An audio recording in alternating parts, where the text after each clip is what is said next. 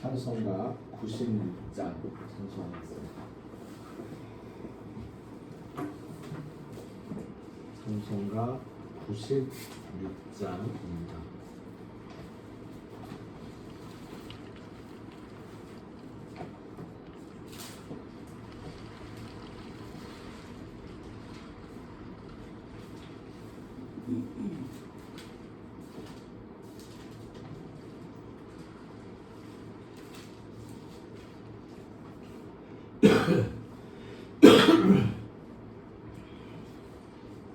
예수님은 누구신가? 우는 자의 위로와 없는 자의 풍성이며 천한 자의 높음과 잡힌 자의 노임되고 우리 기쁨 되시네. 예수님은 누구신가?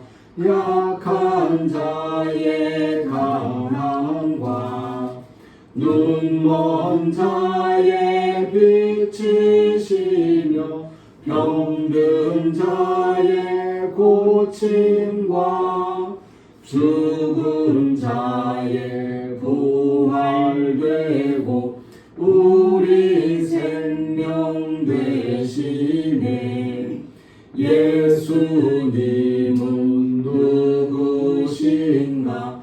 추한 자의 정함과 죽을 자의 생명이며 죄인들의 중보와 멸망자의 구원되고 우리 평화 되시네. 예수님은 누구신가? 온 교회의 머리와 온 세상의 구주시며 모든 왕의 왕이요 심판하실 주님 되고 우리 영광 되시네. 대강절 셋째 주일입니다. 98장 예수님 오소서 함께 찬송합니다.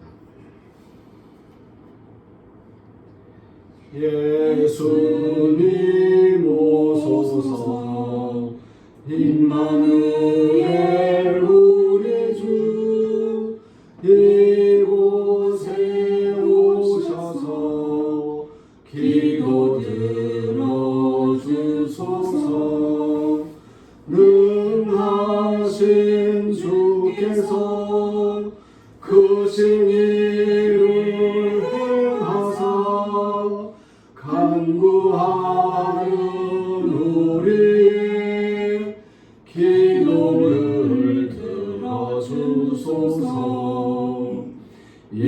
예수님 오소서 임마누엘 우리 주 보좌를 떠나서 사람 몸을 입었네.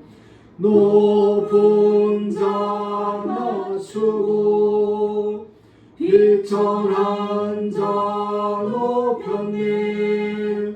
만일 위에 오셔서 사슬을 풀어주소서. 예수님 오소서 임마누엘 우리 주 죄악된 세상에 속죄주로 오셨네. 줄인 자 먹이며 병든 자를 고쳤네. 전함한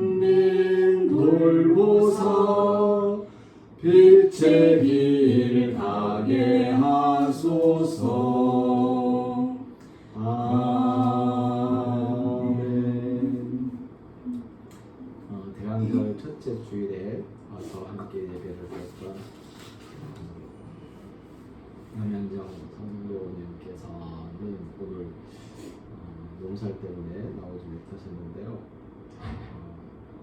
하시는 말씀이 자기가 교회 가면 반주를 하고 싶다고 해서 오기 전에, 교회 오기 전에 우리 교회 피아노가 없습니다. 그랬더니 그리고는 그 말씀 하시길래 그러면 키보드라도 하나 갖다 놓고 반주를 하면 좋겠습니다 라고 제가 말씀을 드렸습니다. 그랬더니 그때 옆에 있었던 다른 사람들이 그 집에 있는 거 키보드 갖고 가라고.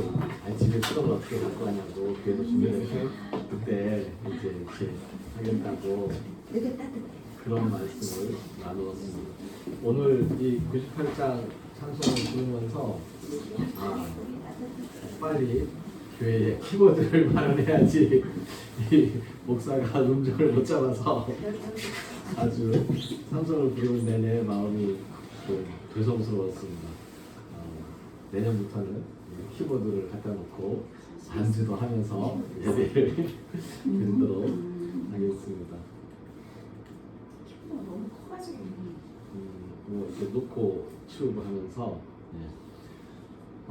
대강절 셋째 주일인데 보통 대강절 셋째 주일이면 크리스마스까지는 보통 한 20일 정도 남거나 보름 이상 남거든요. 근데 이번에는 크리스마스가 대강절 넷째 주일 바로 다음 날이어서 대강절 셋째 주일이라고 하지만 보통 때의 넷째 주일 같은 그런 기분이 듭니다.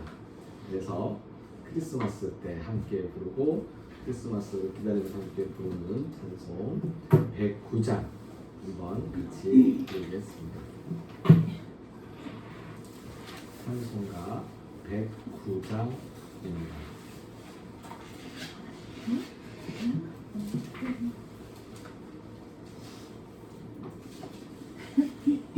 고요한 밤 거룩한 밤 어둠에 묻힌 밤 주의 부모 앉아서 감사 기도 드릴 때 아기 잘도 잔다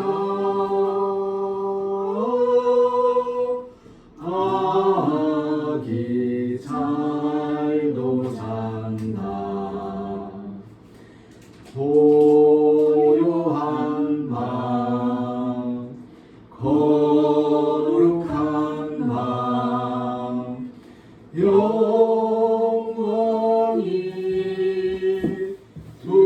둘린 밤 천군 천사 나타나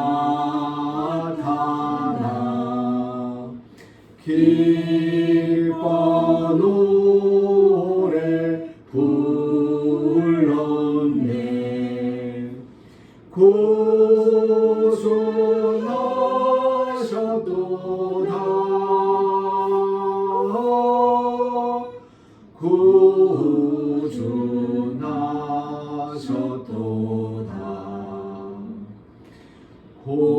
고요한 밤 거룩한 밤 동방의 박사들 별을 보고 찾아와 꿀어 경배 드렸네 구주나셨도다 구주나셨도다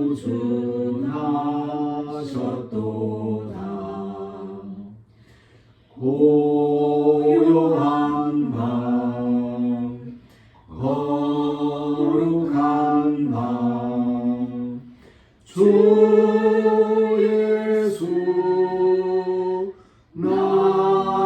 하신 나 그의 얼굴 광채가 세상 빛이 되었네.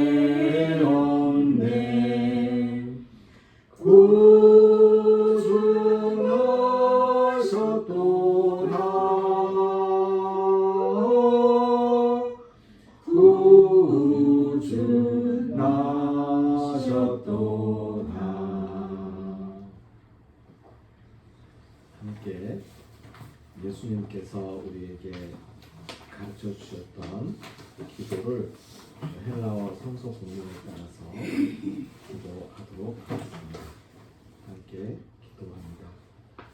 파테르 헤몬 후엔 토이스 우라노이스 하기아스 세토 토 오노마수 엘세토 헤 바실레이아수 게네세토 토 셀레마수 호스엔 우라노 카이 에피게스 톤 아르톤 헤몬 톤 에피우시온 도스 헤민 세메론 카이 아페스 헤민 타 오페 레마타 헤몬 호스 카이 헤메이스 아페 카멘 토이스 오페 레타이스 헤몬 카이메 에이스 에넨 게스 헤마스 에이스 페이라 스몬 알라 휘사이 아포투 포네루 호티수 에스틴 헤 바실레이아 카이헤 디나미스 카이헤 독사 에이스 투스 아이오나스. 아멘. 선생의 말씀 누가복음 1장 39절에서 56절까지의 말씀입니다.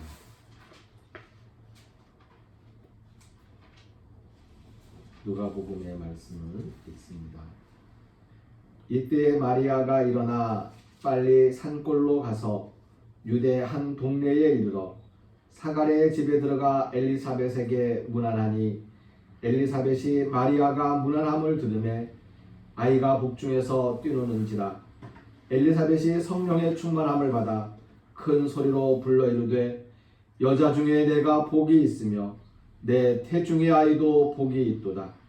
내 주의 어머니가 내게 나오니 이 어찌 된 일인가. 보라, 내 문안하는 소리가 내 귀에 들릴 때에 아이가 내 복중에서 기쁨으로 뛰놀았도다. 주께서 하신 말씀이 반드시 이루어지리라고 믿은 그 여자에게 복이 있도다. 마리아가 이르되 내 영혼이 주를 찬양하며 내 마음이 하나님 내 구주를 기뻐하였음은 그의 여종의 비천함을 돌보셨습니다. 보라, 이제후로는 만세에 나를 복이 있다 일컬으리로다. 능하신 이가 큰 일을 내게 행하셨으니 그 이름이 거룩하시며 국률하심이 두려워하는 자에게 대대로 이르는도다. 그의 팔로 힘을 보이사 마음의 생각이 교만한 자들을 흩으셨고 권세 있는 자를 그 위에서 내리치셨으며 비천한 자를 높이셨고 줄이는 자를 좋은 곳으로 배불리셨으며 부자는 빈손으로 보내셨도다. 그 종 이스라엘을 도우사 긍휼히 여기시고 기억하시되 우리 조상에게 말씀하신 것과 같이 아브라함과 그 자손에게 영원히 하시리로다 하니라. 마리아가 석 달쯤 함께 있다가 집으로 돌아가니라. 아멘. 오늘 누가복음서에 있는 말씀은 마리아가 엘리사벳을 찾아가는 장면으로 시작합니다. 이때 마리아가 임신을 한 상태였습니다. 아기를 가졌는데요.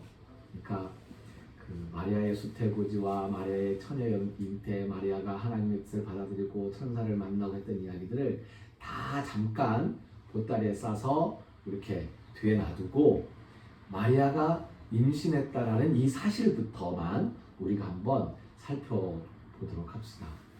마리아가 임신을 했습니다. 임신을 했는데 결혼을 아직 안 했어요. 약혼한 요셉하고는 잠을 잔 적이 없습니다. 요셉은 의로운 사람이라서 마리아가 와 결혼하기 전까지 순결을 지키겠다고 그렇게 요셉은 다짐하고 있었는데 이게 2000년 전 이야기입니다. 근데 마리아가 아이를 가졌어요. 요셉은 처음에는 마리아가 아이를 가진 걸 보고 어떤 생각을 가졌냐면 마리아가 나랑 약혼을 하긴 했지만 좋아하는 사람은 따로 있었나 보다. 그 사람하고 서로 좋아하고 아이를 가졌으니 내가 아무도 모르게 조용히 파혼을 해주면 마리아가 자기 좋아하는 사람하고 살겠지. 그럼 좋은 거니까. 그래서 파혼을 해야 되겠구나라고 생각을 하고 있었습니다. 사실 그 당시 유태인들의 율법에 따르면 요셉은 마리아를 끌고 광장으로 가서 마리아를 돌로 쳐 죽일 수 있는 권리가 있었던 사람 중에 한 사람이지요. 근데 요셉은 그렇게 하지 않으려고 했던 겁니다. 아무튼 마리아는 이제 임신하고 아기를 가졌는데 이 노릇을 어쩌면 좋습니까? 시간이 지나면서 마리아가 임신한 사실을 주변에서 알고 있는 것 같아요. 수근거리는 소리도 들립니다. 요셉에게 사람들이 막 말을 하죠. 야, 너 어떻게 그럴 수가 있어? 라고 요셉을 탓하기도 하고요. 요셉이 그 말을 들으면서도 아직은 내가 뭐라고 말을 못하고 타는 속만 그냥 속만 타면서 아무 소리 못하고 그러고 있고, 마리아는 마리아대로 배는 점점 불러오는데 사람들이 임신했다고 너 뭐라고 얘기하고, 근데 그 정도면 사실 배가 막 부를 그 상황은 아니죠. 왜냐하면 한 달, 두 달, 석 달 정도, 석 달 좀 더 지난 것 같아요. 석 달, 6달 이 상황이. 하지만 마리아는 이제 굉장히 고민스럽죠. 엘리사벳에게 갔어요. 엘리사벳은 마리아의 친척인데 한 사촌 누나인데 나이 많은 사촌 누나 정도 됩니다. 그리고는 엘리사벳 딱 도착을 했더니 엘리사벳이 옛날 동네 사람들과 산골이라고 하더라도 마리아가 걸어서 이게 찾아갈 정도의 거리에 있는 이 동네 그 거리인데 해봐야 여기 화북에서 저기 한 이 동네까지 올 정도의 거리인데 소문도 많이 났고 엘리사벳도 뭐 들을 만큼 들었을 것이고, 근데 이 엘리사벳이 마리아를 딱 처음 만났을 때 했던 첫 마디가 마리아가 다른 사람들에게 들어보지 못했던 그 말입니다. 너 복된 사람이다. 너 복받았다. 네 뱃속에 있는 아이도 복받은 아이다. 이걸 사람의 입에서 처음 들어보는 거예요, 마리아가. 이게 얼마나 큰 위로겠어요. 그러니까 마리아가 처녀가 아이를 가져도 사람들이 할 말이 있다고 하지만 마리아가 할 말이 있는 것도 아니고 할 말을 못하고 뭐라고 얘기하는 것도 아무 소리 않고 그냥 가만히 있는데 사람들이 수군거리는 소리만 듣고 있는데, 근데 그때 엘리사벳이 처음으로 너 복된 여자야. 너 복받은 거야. 너 아기 가진 거 그 아기가 복받은 거야. 그래서 마리아가 뭐라고 이야기합니까? 이제부터 사람들이 나를 복받은 여자라고 할 거예요. 감사한 거죠. 아이를 가진 누군가에게, 아이를 가진 아이 엄마에게 복받은 겁니다 라고 말할 수 있으면 좋겠어요. 아이를 가진, 아이를 안 가졌어도 죄송합니다.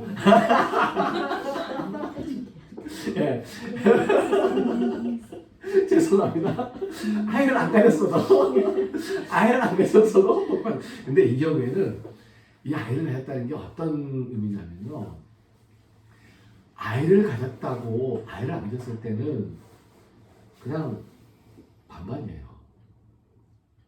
복 받았다는 소리 안 듣지만 욕도 안 먹어요. 근데 사람들이 지금까지 결혼하지 않은 여자가 아이를 가졌을 때에 복 받았다는 얘기도 안 하고 욕도 안 하면 좋겠는데 욕을 하거든.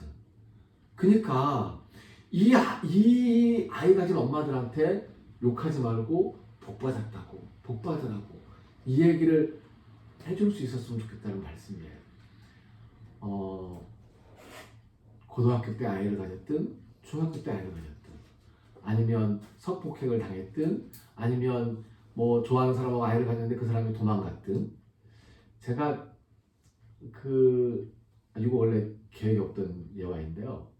제가 그 대학교 1학년 학생들한테 보여주는 영화가 하나 있습니다.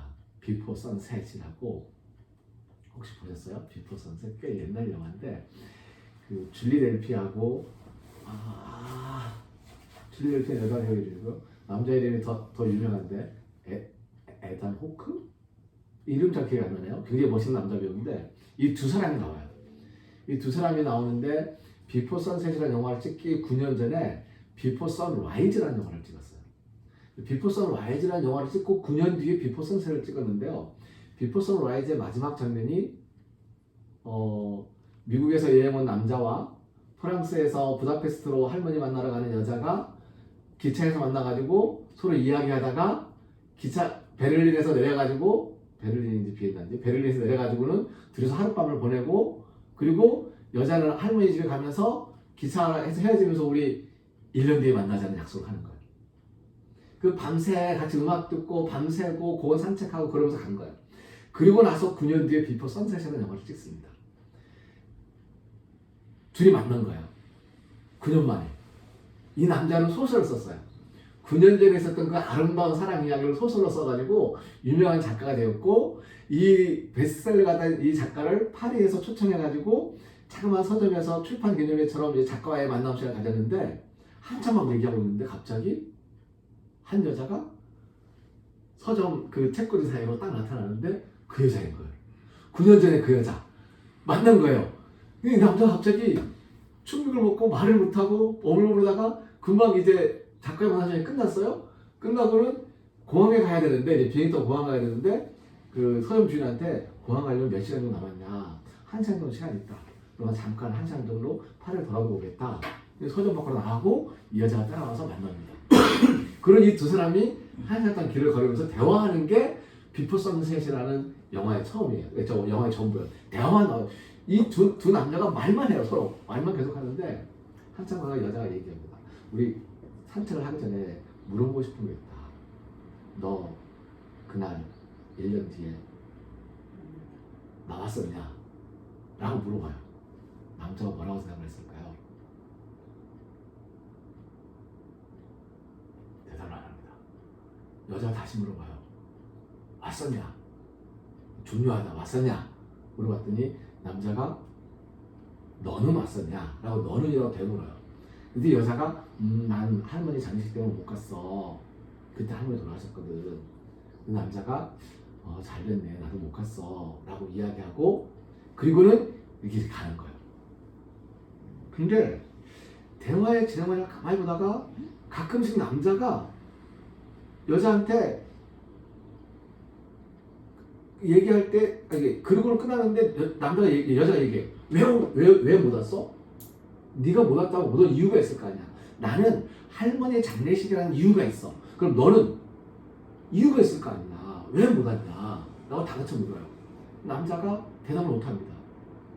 여자가 너 혹시 왔었니? 남자가 응 이라고 얘기를 해요. 그리고는 영화가 시작돼요.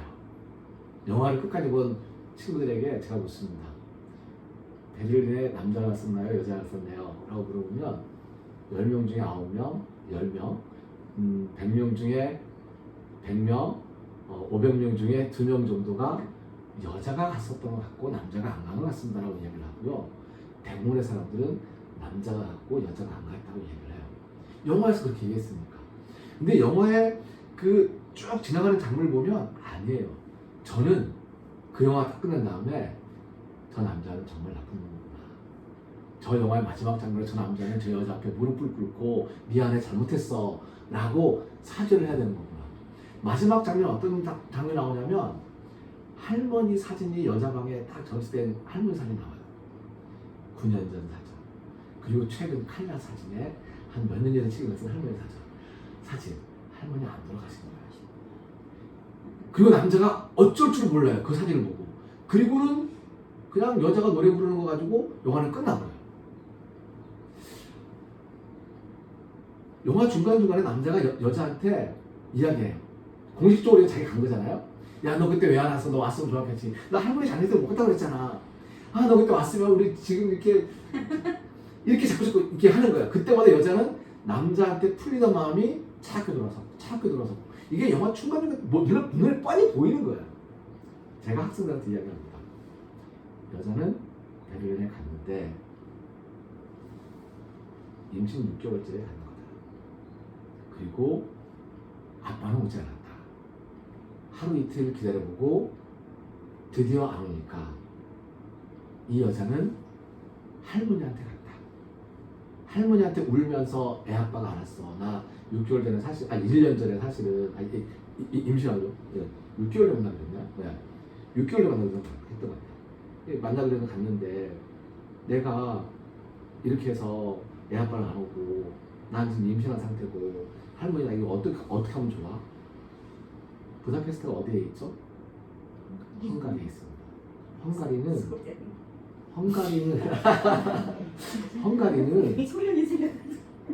헝가리는 전 세계에서 가장 먼저 그 낙태가 합법이 된 나라예요. 그러니까 아이를 지우는 건 그건 괜찮은 거야. 네. 그건 윤리적으로도 법적으로도 아무 문제 없어요. 할머니가 딸한테 손녀한테 얘기하는 거죠. 못 만날 사람이다. 못 만날 사람이고 너 아이를 지워야 되겠다. 지우는 게 낫겠다. 너 어떻게 했으면 좋겠냐. 너 혼자 나서 키울래? 아니면 아이 지울래? 막 울면서 며칠 울겠어요. 며칠 울고는 아이를 지워서 장례식을 한 거죠. 할머니 집에서 장례식이 있었던 거예요. 자기 아이에 대한 장례식. 그러니까 이 여자의 이 이야기처럼 아빠가 모르는 아이를 가진 수많은 엄마들이 있잖아요. 그 아이들에 대해서 우리가 축복을 해준다면 사실 한국 사회가 저출생이다, 뭐 인구 소멸이다, 막 걱정이 많은데요.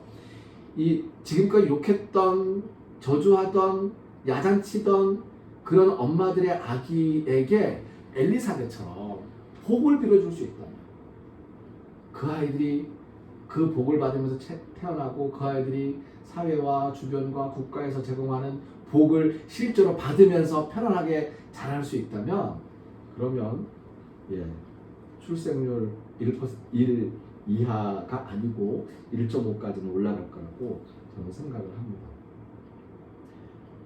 이 엘리사벳의 이 위로, 그 위로가 저는 예수님을 기다리는 마음속에 오래 새겨졌습니다. 엘리사벳의 마음으로. 엘리사벳은 아기를 기다리는 사람이었어요. 엘리사벳은 아기 낳고 싶었어요. 근데 오랫동안 아기 못 낳았어요. 그리고 나이가 많이 들었어요. 한 40, 50 넘은 것 같아요. 그래서 아이 이제 못 낳겠구나라고 생각하고 있는데 아이를 가졌어요. 태어난 아기가 요한입니다. 세례 요한. 엘리사벳은 임신과 출산이 어렵다는 나이에 아기를 가집니다. 얼마나 기뻤겠습니까? 임신의 기쁨을 누구보다 크게 경험한 사람이 엘리사벳이었습니다. 그리고 엘리사벳은 어느 누구도 인간 세상에서 축복해 줄 수 없는 마리아가 찾아왔을 때 임신한 엄마와 태중의 아기를 축복하였습니다. 오늘 이 시간 그리고 언제든 아기를 가진 모든 엄마들이 엘리사벳의 기쁨과 축복을 누리며 편안했으면 좋겠습니다. 제가 김희성 집사님한테 물어본 적이 있어요. 길고양이들 트레이닝을 언제든지 해야 되냐고. 네. 자연스럽게 애가 아이들 낳으면 키우면 되는데 왜 아예 그냥 임신 준비를 스스로 그렇게 하는 거냐고 그렇게 물어봤더니, 왜냐면 저한테 그걸 이야기한 사람이 있었거든요.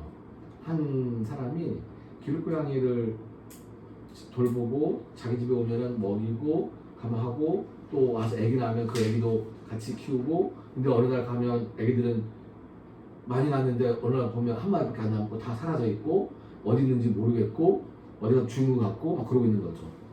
그러면서도 왜 걔네들 그렇게 그냥 서로 이제 때 되면 애 낳고 때 되면 서로 교미하고 그리고 애 낳고 서로 키우다가 헤어지고 그러는 거지, 그걸 자연대로 안 놔두고 꼭 그 TNR을 해야 되냐고 얘기를 묻는 사람이 있었길래 저도 갑자기 그런가 싶어가지고는 물어봤더니 길고양이들은 개체수가 많아지면 자연스럽게 속에 있던 스트레스가 쌓이면서 질병이 올라오는데요. 이 몸속에 갖고 있는 유전적인 질병이 위로 밖으로 표출되면서 나타나가지고 그래서 그 병 걸려서 죽는다는 거예요. 그래서 10마리가 태어나면 만약에 그 병 걸려서 많이 죽고 한두 마리 살아남고 이러는 거죠. 사람과 죽음이 뭐 하나님의 뜻이라고 한다고 하더라도 그 죽어가는 모습들에 대한 그 아픔이 있는데, 그렇다면 살아있는 아이들, 태어난 아이들이 조금 더 행복해지면 좋겠다, 좀 더 편안하게 살아있는 삶을 유지하도록 도와주는 마음이다 라고 이야기를 해주셔서 아 그렇구나 라고 고개를 끄덕는 적이 하나 있습니다. 더 거기다가 집어넣는다면 네. 그러니까 개입을 안 하면 네. 자연스럽게 스스로 자기네들끼리 분유하고 새끼 네. 낳고 이렇게 개체수를 자연의 법칙에 흥미들을 맡기면 그것도 좋은데 일단 개입을 했잖아요. 내가 새끼가 자연의 섭리냐 내가 손을 집어넣어버렸기 때문에 개체수는 엄청나게 불어날 수밖에 없고, 그러면 태어나지 않아도 될 애들이 태어나서 비참하게 죽으니까 아예 손을 떼거나 자연 섭리를 알지 못하거나 아니면 집어넣은 상태, 내가 개입한 상태에서는 이제 그걸 해줘야 됩니다. 맞습니다. 그래서 사실 제가 한쪽 마음으로 이제 말씀을 드리면 하나님이 같은 마음, 하나님이 개입했어요. 인간 세상에 개입했어. 그럼 하나님 책임져야지. 책임지셔야 되는 거예요. 하나님이 예수님께서 이 땅에 오는 순간 개입을 하신 거예요. 그러면 이 개입하신 이 세상에 대해서도 계속 관리를 해 주셔야 되는데 관리를 안 해주시는 것 같아가지고 가끔 원망스러울 때가 있습니다. 네. 생명이 태어나고 생명이 죽고 하는 이 모든 그 인간 삶, 생명의 삶과 죽음의 이 과정 속에서 우리가 조금 더 이 모든 과정이 축복이 되었으면 좋겠다는 생각을 합니다. 죽음도 축복이 되었으면 좋겠어요.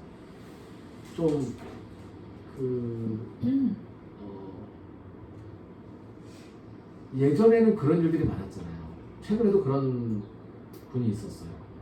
아침에 일어나서 밥을 차려놓고 여보 식사합시다 라고 이야기했는데 반응이 없어서 가보니까 밤새 돌아가서 거죠.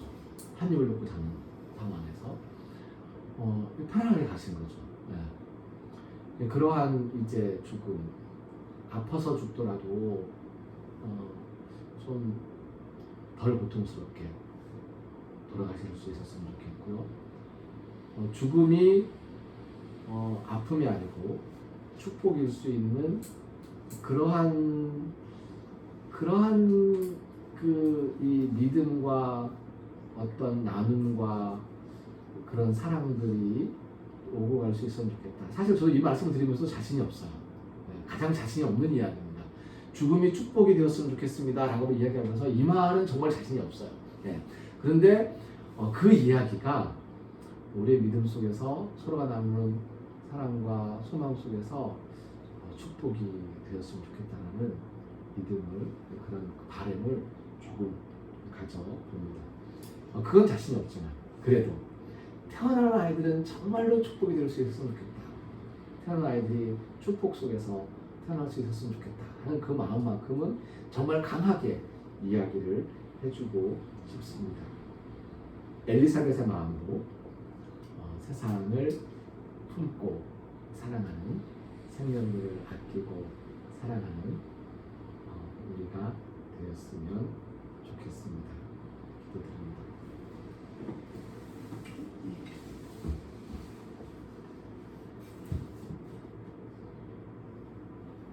기다리는 사람들에게 기다리던 소망을 이루어 주시고 기쁨을 채워 주시는 하나님,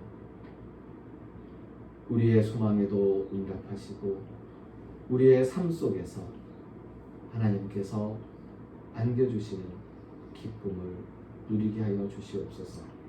엘리사벳의 마음으로 세상에 태어나는 모든 생명들을 축복하고 태어난 그 생명들을 아끼고 돌보며 사랑하는 우리가 되게 하여 주시옵소서.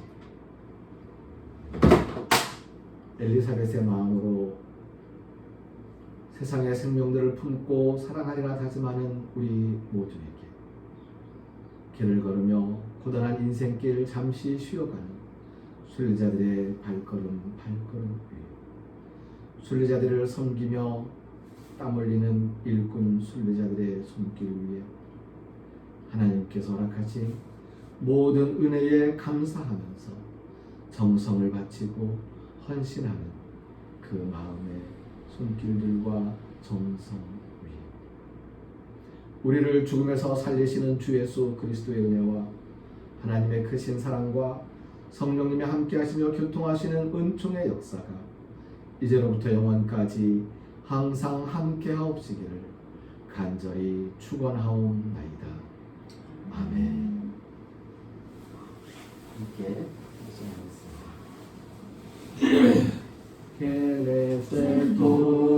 케레세토토 셀레마수 케네세토토 셀레마수 케네세토토 셀레마수 케네세토토 셀레마수 토셀레마수 당신의 뜻 케네세토 이루어지도록 우리가 애쓰겠습니다 라는 그런 예수님의 기도문에 나오는 기도입니다.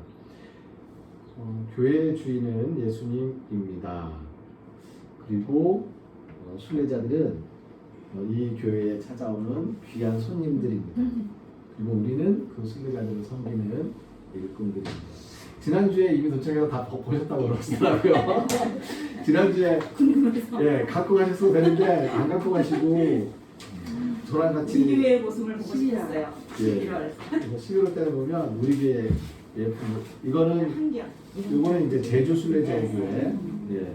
이거는 한경면에 있는 교회고요. 지금 우리 교회가 두 번째 순례자의 교회고요. 세 번째 순례자의 교회는 강화도에 있습니다. 그리고 네 번째 순례자의 교회가 임진각에 세워져서 1월 달에 중공 예배를 설립 예배를 드리고요. 그리고 저 밑에 거제도에 지금 하나 또 이제 그 토목공사 작업을 시작을 하고 있습니다. 근데 다른 순례자 교회들은 다 요 모양이에요. 다 이 모양인데 우리 교회만 모양이 좀 다릅니다. 어떻게 여기 지금 우리 교회 사진인데요. 언제 와서 이렇게 예쁘게 찍고 갔는지 모르겠어요. 요 앞에서 찍은 것 같은데요. 장면이 좋습니다. 그래서 요건 벽이죠, 벽. 그 세상과 하나님의 나라 사이에 있는 벽을 뜻하고 숭숭숭 구멍을 뚫려서 소통을 하고 있습니다. 예배실인데 예배실은 세상과 그 하나님 나라에 반쯤 걸쳐 있는 상징으로 반반씩 있습니다. 그래서 요 나와 있는 부분은 세상에 있는 저 앞부분은 이제 그렇게 반반 걸쳐 있는. 거의 못했지 그냥. 그리고 이제 요 모습으로 나와 있는데 이 사진 이 달력. 우리가 신청해서 찍은 거 아니면 그냥. 그러니까 그 어느 날 누가 교회 사진이 달력에 내년 달력에 있다고 그래서 들어갔더니 있어서 그래서 반가워가지고 얼른 주문을 했지요. 그래서 뭐 100불을 주문했는데 우리가 교인이 100명도 안 됐고 한 사람이 한 뭐 10개씩 20개씩 들고 와서 나눠주시면 좋겠습니다.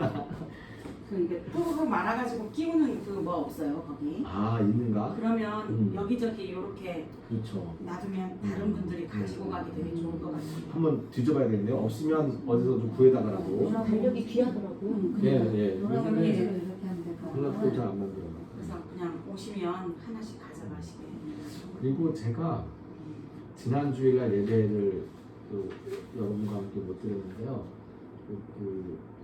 중국에 다녔습니다. 그래서 중국에서 주일날 여러분들 예배하는 그 시간에 저는 베이징에 있는 몰랐어요. 저는 예배 못 드리는 줄 알았어요. 그날 못 드려야 하는데 다른 사람들은 다 다른데 이화 뭐니 관광을 돌아다니는데 저는 베이징 거리를 그 골목길을 좀 다녀보고 싶어서 걸어서 한 1시간 2시간 막 걸어 다녔었는데 갑자기 교회가 보이는 거예요.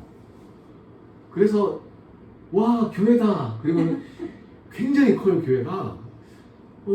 들어갔습니다.